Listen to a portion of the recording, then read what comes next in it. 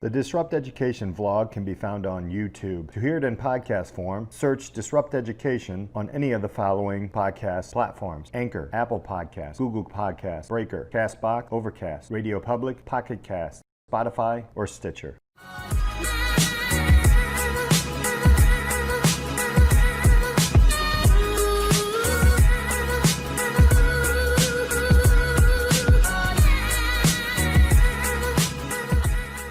Welcome to this episode of Disrupt Education. I have Jody Aberdeen here with us. Welcome, and thank you so much for being here with us, Jody.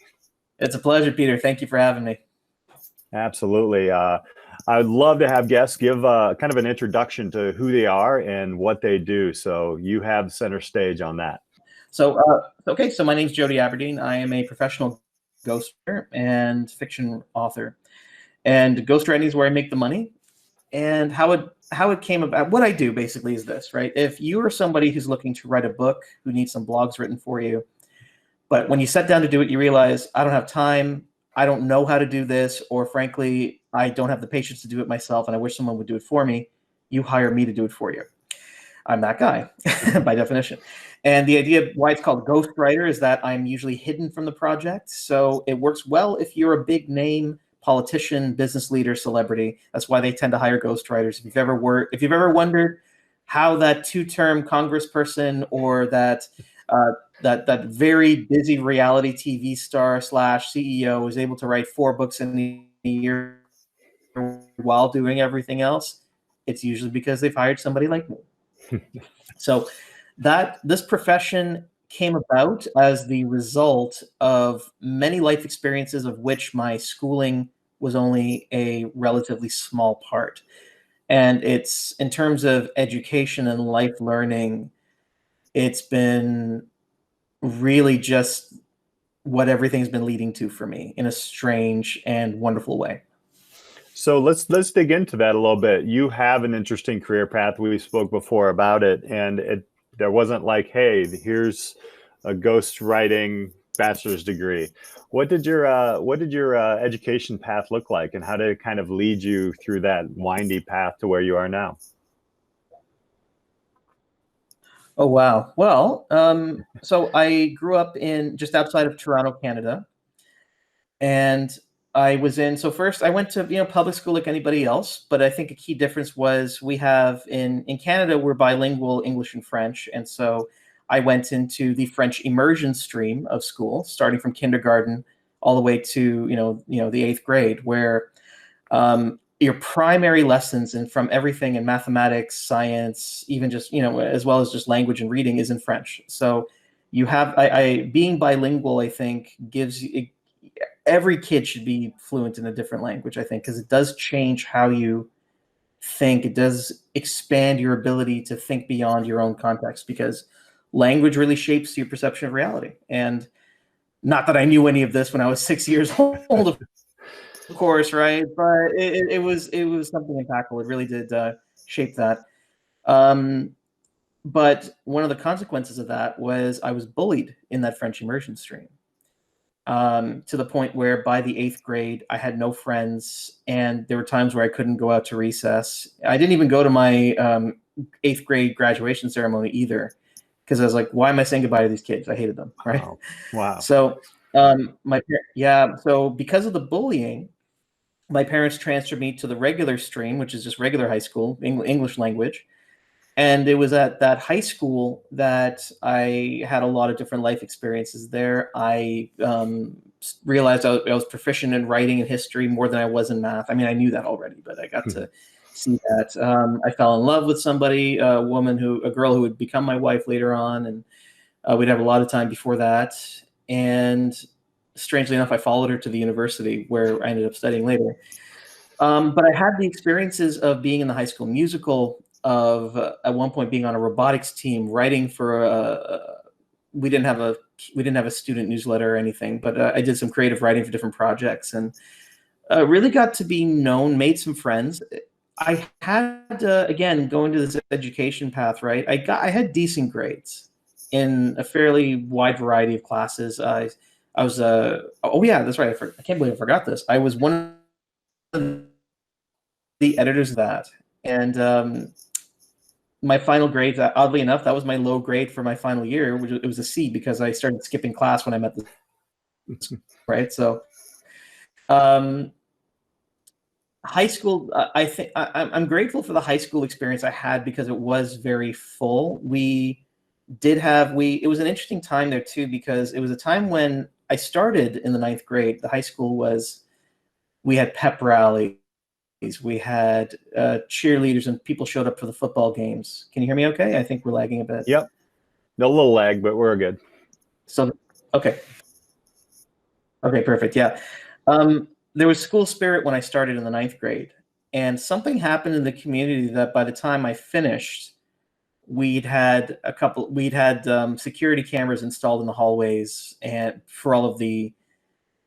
to monitor drugs, to monitor fights and intruders. And we even had a police takedown with guns right in front of the school. So something happened in that time where the school spirit in the community was really lost. But I got to experience it back when it was good. And I think that really seeing the contrast over time kind of really gave me a sense of entropy and having to manage change. Now, that was in the 90s too. So that was prior to all of this craziness. And I think that too was educational. Went to McMaster University, right in my current hometown in Hamilton, Ontario. Got a degree of history and English, minored in political science, wrote the student paper, was active in the type of politics that I'm no longer in favor of for a while. And joined a fraternity where I made some of my lifelong friends in that fraternity. I'm still on the advisory board for them. We were kind of among the tropes of Greek life. We were the geeks. We were the guys playing Dungeons and Dragons and really just wanting to just have friends, right? For more than anything, but nobody had a trust fund, for example. Nobody was like that. So we're pretty good. We're a pretty good group of genuine guys that even if we didn't really get attention much. And I served in the fraternity chapter as president, which gave me some leadership abilities. And all through this, I was working. I got Walmart had come to Canada in the 1990s, and the distribution center had opened up in my hometown then of Brampton. That's where my family lived. My dad got a job there, and he gave me the opportunity to become a temp, in the warehouse, which I then transitioned into a full-time position. I applied internally and got a job in the dispatch desk on weekends and taking care of holidays. So I got to pay my way through university, working summers, working weekends. And so I was very lucky that I graduated with no student debt. And being able to work at the same time that I was studying, did I lose out on crazy weekend parties? Of course, right? Did I lose out on going on reading week trips, right? Like spring break trips? I did, right? But I think I would have taken spring break. I won't lie to you. I kind of wish I had. But from what I did get, it did inform my adult life, I think, more than just a spring, a few weekends or crazy weekends would have done anyway. Besides, I got those crazy weekends after I graduated anyway, so it was okay. Same group of friends. And so going to school, and this is, if anybody who's in high school and university is listening now, already, this generation knows that just having an undergraduate degree may give you a lot of privileges and advantages, but it's not considered a shoo-in. There's a lot of doctorate, degree holders who are work stars, for example. It's just how it goes, right? Mm-hmm. But I was part of a generation that was raised to think that I graduated in 2004. And I was part of a generation that was raised to think that just by having the bachelor's degree, you could write your own ticket in life. But and so as a result, we were one of the first to run smack dab into the realities of the economy. Mm-hmm. Because by that point, a lot of people in Canada anyway, a lot of our education is subsidized, so you don't pay as much in tuition. So you have a lot more university grads here, which means that if you want to get a job here, just having the BA is not enough. Frequently, a master's used to get you what a BA, a master's gets you what a BA used to get you. Yeah. It also didn't help that I didn't really have a career path. I went to school because I had to. Everyone said my parents said you got to get a degree, you got to study you got to do this, but I had no idea what I wanted to do with my life. And through my 20s was really a time of, like, after graduating was a time of discovery. I worked every job you can imagine in addition to my logistics job or my my warehousing job. At one point I worked a stint as like a sales guy at a sleazy timeshare for like 3 months. I ended up working at a bookstore at one point, just selling books, right? I did work at Starbucks briefly, but that was much later on. I frequently did a lot of call center work. There's a lot of that in the Greater Toronto area. So I did, at one point that ended up as being a job for the premium cards for American Express, working as their concierge over in Burlington. And that was, I think that was a defining moment, because then I started to realize what I was missing in life, because you're only talking to the rich people.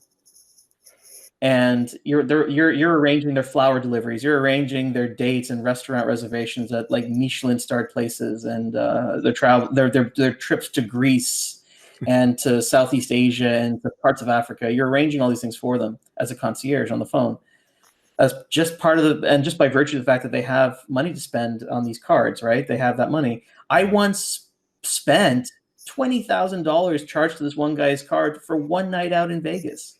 Wow. And I went home after collecting my pay stub for my $14 an hour job to an apartment that I was renting, thinking, man, I'm missing out.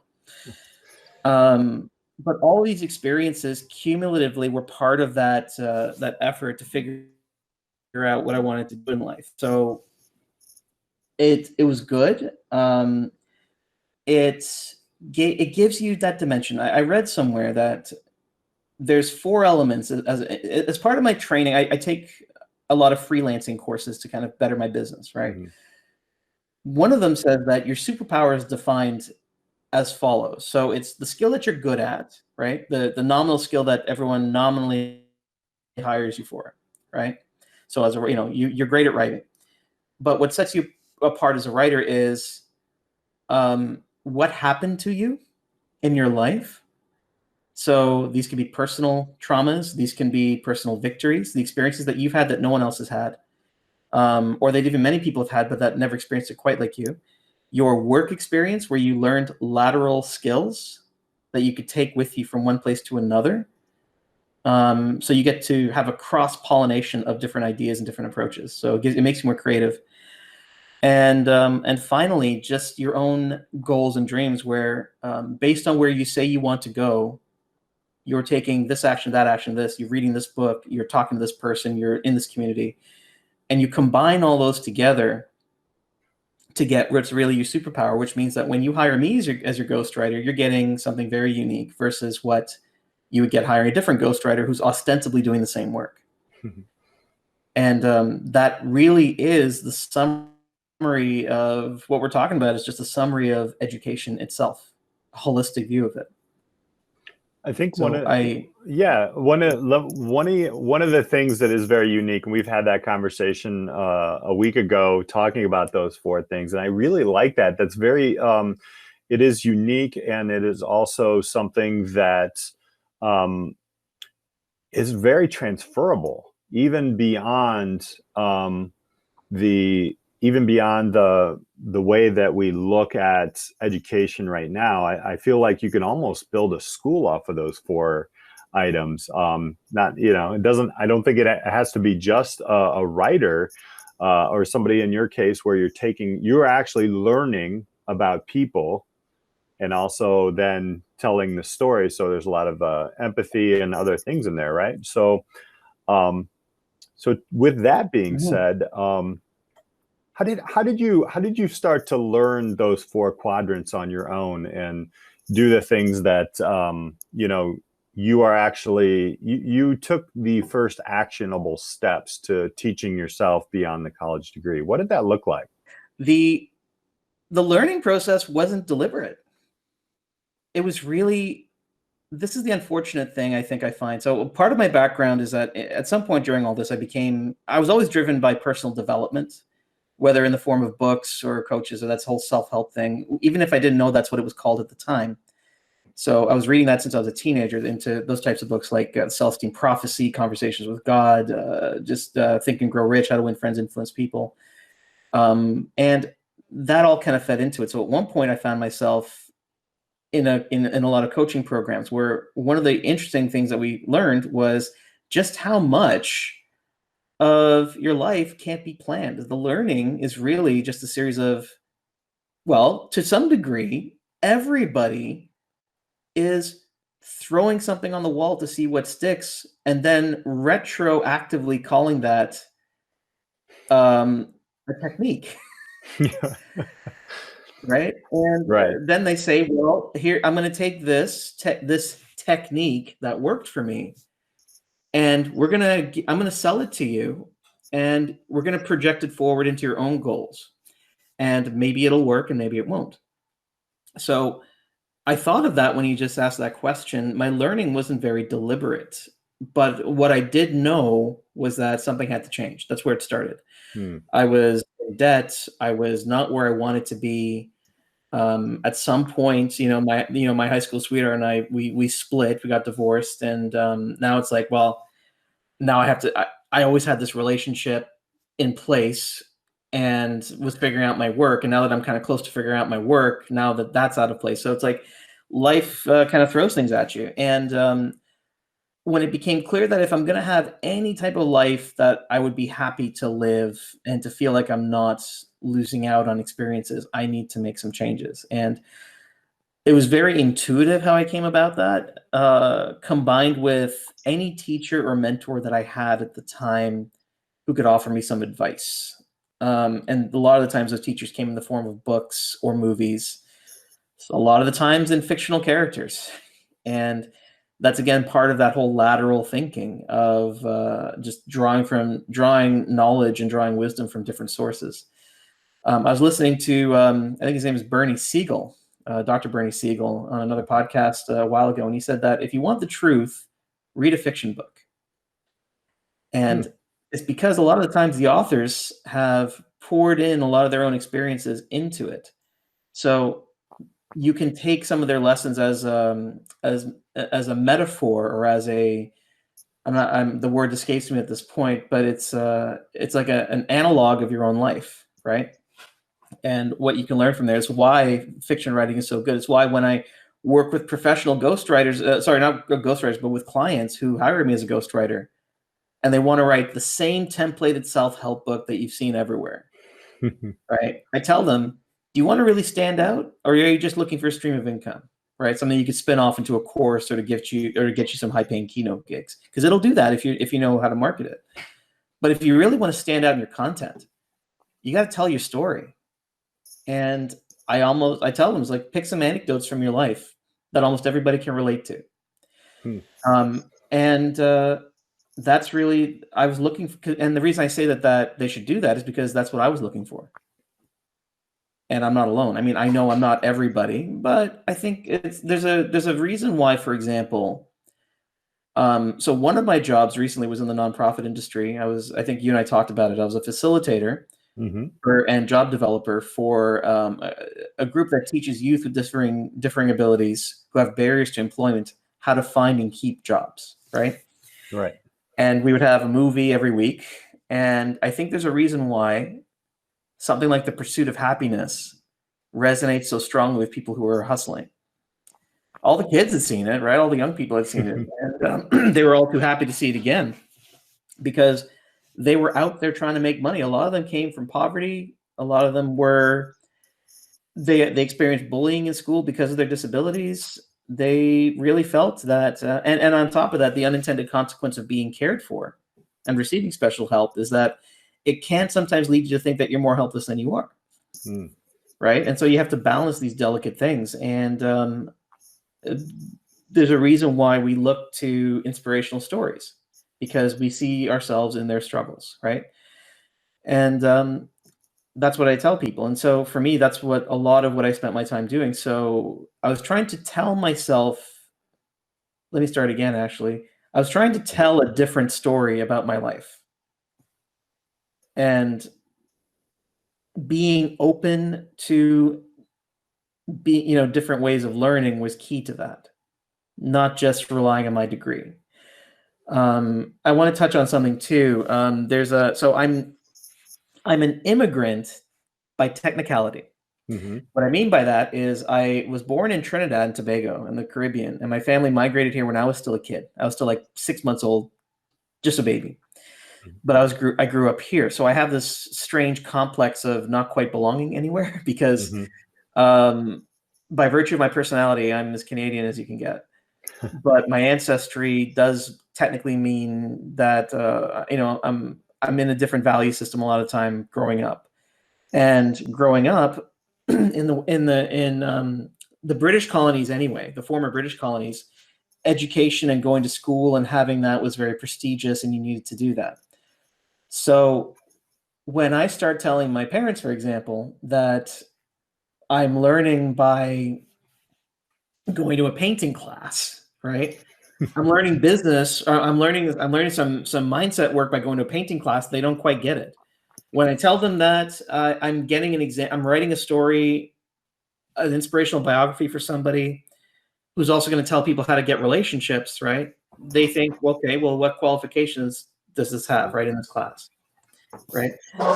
So that's the type of thing, right? Of just really finding different ways to find education. Do you feel like there has to be a pain point in education?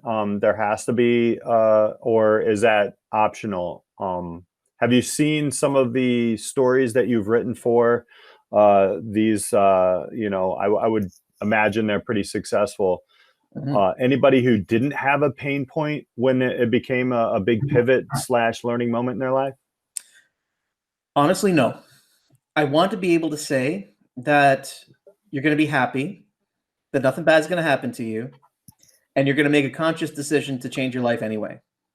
But that has not been my experience in my life, and it's not been the experience of my clients. Everybody has got something in their ledger that they look back on, and it makes their heart ache. And they're also simultaneously grateful for that now, because if that didn't happen, they wouldn't have become who they are today. There's one of those cheesy bumper sticker memes going around that says, it's a note from the universe that says, if I didn't hurt you, if I didn't make you uncomfortable, you never would have moved. And as much as that's a nice, that's seemingly a nice sounding platitude, it's still very true. It's no less true, right? Just because we're used to these inspirational memes by now, it's very much the case that every entrepreneur has got heartbreak. Everyone has got loss. Everyone, whether that's a missed opportunity, whether that's somebody passing away who's very important to you, whether that's losing your job, losing your house, everyone who's got anything worth a darn to say has had that on their ledger. And that's really the case. That's the school of hard knocks to some degree, right? We talked about that a bit. I think it's interesting in the personal growth field. There's a lot of people who you make a lot of friends when you go to seminars, not during COVID, obviously, but prior to all this, right? I went to seminars from I was on a kick for seminars from 2013 to 2016, right? And the interesting thing about that is that you friend a lot of people on Facebook, and then a lot of the time, and it's good because you meet a cross section of different people from different parts of society, and so you meet people from different educational backgrounds. There's a lot of people who have School of Hard Knocks on their Facebook profiles as education. And I'm like, first, this has got to be the biggest school in the country that nobody's ever, how do you get tuition, right? So they talk about that. It's like they've got, I talked to one guy, we didn't end up working together, but he ended up going with somebody else. But his story was really just stood out to me. He was the muscle for some organized criminals, and he would beat people up, he would chase them down, people who owed them money and stuff like that, right? And involved in drugs and things until he got caught one day, or he almost died, I think, at the hands of the police. And he's in the middle of a bust or something. He's just he went to jail. he's a criminal, and he realized in jail he had to change his ways, otherwise, because he had a daughter on the outside, and it was like all these things, his temper and uh, his that thrill of doing what he knew how to do because it was the only thing he knew how to do. All of that had to change, and so now he leads meditation circles. He found spirituality. He does virtual streaming events. He goes out and feeds the hungry all the time. He organizes groups to do food drives, and he makes his money doing music. And it's amazing some of these things that you hear, all of which for him was rooted in childhood trauma. Mm. And yeah, so like that's really the thing. Everybody's got something like that, and yeah, I hope that answers your question. I got a few people. Yeah, I haven't met anybody. There's a trope of the 25-year-old life coach, Mm-hmm. and I know you've seen them. We seen them on Instagram all the time. Now, if they've trained in a modality, I can understand that. If you went to Jack Canfield School and you learned again that kind of retconned technique, right? Right. I'm joking about them because my bias is that I've done coaching for other people in that personal growth setting. As a volunteer, and I do writing coaching as well, creative coaching, because a lot of the time the reason why you can't write your book isn't the book, right? It's because you're touching on a subject that makes you there's something that happened to you that compromised your self-expression. Mm. And we need to me telling you about grammar and sentence structure is not going to unlock that. We have to get into your life, right? So so I've done coaching, as you know, so I can say this with experience, is that if you have a modality, then it works. But my preference is to be with you, right? To tailor every single lesson, every single session with you, and basically riff. This is the thing I don't get. If you see somebody doing paint by numbers coaching, and I know this is a tangent, but I want to touch on this, right? That's Mm-hmm. not bad if you believe in the system, but what tends to happen is when you do paint by numbers prescriptive coaching, and whether it's writing or relationships or health or anything like that, and then the person doesn't get the results, your first inclination is to think, well, it's your fault, you didn't do it properly. Never question the methodology, right? So that's why I don't do that. I sit with the person. This is what I do as a ghostwriter too. I hold space for you to show up as you, however you want to be. And if I identify at some point in that conversation the thing that's blocking you, I'm not even going to tell you. I'm going to ask in a roundabout sort of way a series of questions that will let you get it. Mm. And that's the most powerful thing. It's like the movie Inception. If I try to plant an idea in your head, it's not going to stick. But if it's self-generated, then it's more likely to carry through. And there's a great deal of wisdom in that. I don't know if Chris Nolan studied this. He's a very smart guy. I'm sure he did at some point, but that's really the case. And so, yeah, no, I haven't met anybody in my client list who hasn't had trauma, and that's what led them to changing their ways. There's a lot to learn in the way that you ask the right questions and let people figure it out for themselves, yet kind of lead them to with the right questions. A humanistic approach, and that's what I'm hearing a lot across the board in education. I think it's fantastic. I think it's fantastic of what you do. I know we have a lot of listeners that are very interested. I was curious when we met, like, what is this like? This is interesting.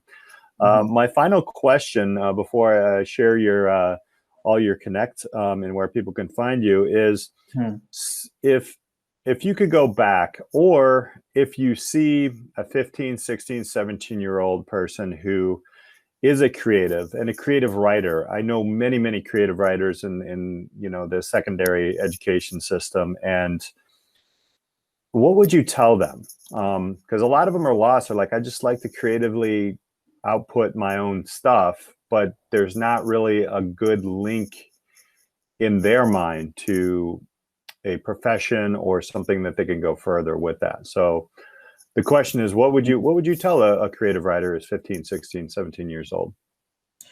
The first thing I would tell them is you should discard society's expectation that you need to succeed at writing by the time you're 25. That's a very romanticized. It does happen, right? One of my favorite books was Aragon by Christopher Paolini, who wrote that when he was a teenager. The guy's a prodigy, but he's not the avatar of most writers out there. There's a reason why. It's not because of it's due to a lot of factors, I'm sure, but there's a reason why some of the best authors you've seen are in their 40s, sometimes in their 50s, is because you've had life under your belt. It goes back to the 25-year-old life coach thing. How much experience do you have really that you can reasonably give something to me? So as a writer, as a young writer, I would say be patient. Know that with time and application, things will get better. So I'll cup to this. So I've taken karate lessons as a grown-up. And my sensei had said that the key to success in karate, as with anything, is just time and application.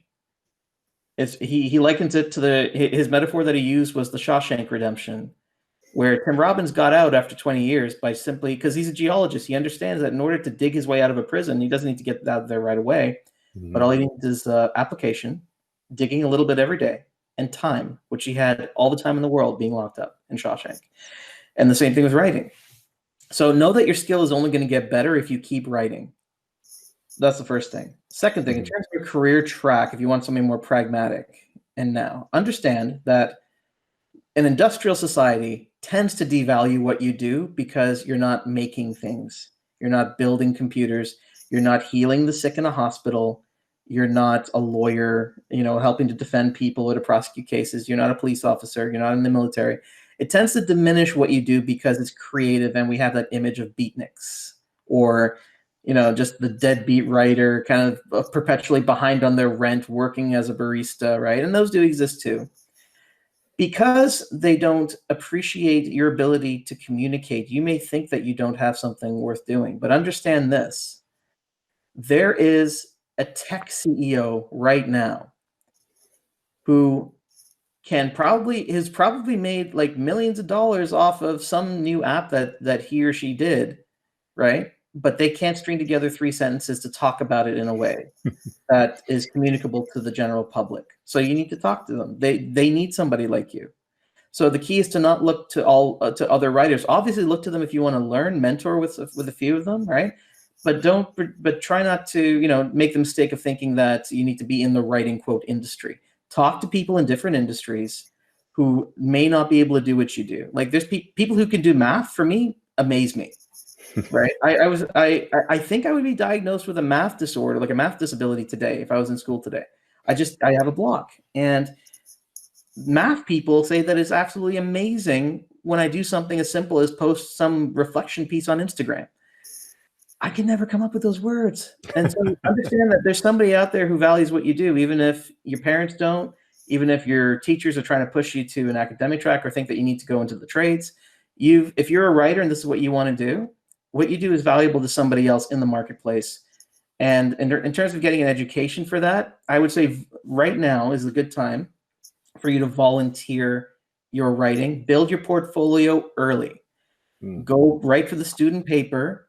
Submit articles for your local community newspaper if you can.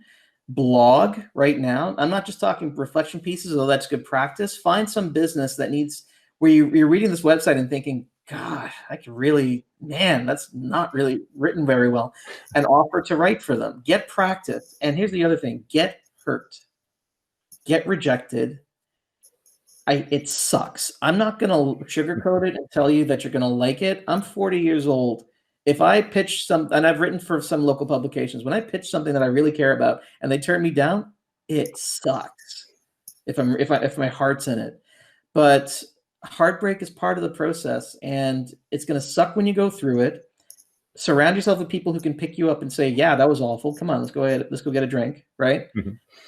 And just really apply yourself now. Do it now. Build up as much as you can now, and you'll be in a much better position later. That's sort of my kind of retconning it. And fundamentally, just be open. Yeah, wonderful advice. You hear it over and over again, and thank you so much for sharing that. Jody, I want to give you an opportunity. Where can people find you? How can people connect with you? Okay, so I'll give you a warning first to everybody doing this. I'm not very branded. I'm very much me when you see me. So that means, do I post certain things that people may disagree with sometimes? Yes. Am I always curated? No. Am I sometimes raw? Yes. But if you're okay with that, you can follow me on Instagram at Jody Aberdeen, right? JodyAberdeen, all one word. You can find my website, jodyaberdeen.com. You can sort of follow me for my never-ending retweets on Twitter. Again, see, actually, this is consistent branding. It's all my name, Jody Aberdeen, on Twitter. And honestly, these days, if you have a real professional interest in ghostwriting, find me on LinkedIn. Again, you can't miss me, Jody Aberdeen. Awesome. Really appreciate your time. Thank you so much for sharing your knowledge, your journey, your story, and your advice. Really appreciate you being here on Disrupt Education. Thank you for having me, Peter. It's been a pleasure. All right. Thank you all so much for listening. Hit that subscribe button. Give a nice 5-star here. This is a great conversation we had today, and there'll be many more. We'll see you next time.